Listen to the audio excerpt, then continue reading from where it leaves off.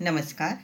आज शनी जयंती आहे. दिवा कुठे लावावा, कसा लावावा, कोणती सेवा करावी, पिंपळ वृक्षाला कोणती वस्तू अर्पण करावी याबद्दल माहिती.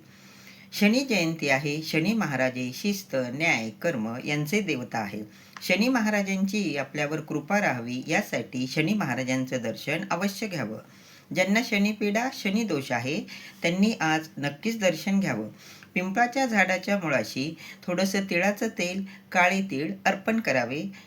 तेल आणि तीळ अर्पण करताना झाडाला स्पर्श करू नका. ओम शम शैनेश्वराय नमः या मंत्राचा जप करावा. पिंपळ वृक्षाखाली तिळाच्या तेलाचा दिवा लावा. त्यात काळे तीळ टाका. तिळाचं तेल नसेल तर रोजच्या वापराचं तेल वापरलं तरीही चालेल. दक्षिण दिशेला तोंड करून दिवा लावावा. दक्षिण दिशेला तोंड करून सांगितलेल्या मंत्राचा जप करावा. शनी मंदिर नसेल तर मारुती मंदिरात जाऊन तुम्ही सेवा केली, दिवा लावला तरीही चालेल. धन्यवाद. सर्वांना श्री स्वामी समर्थ.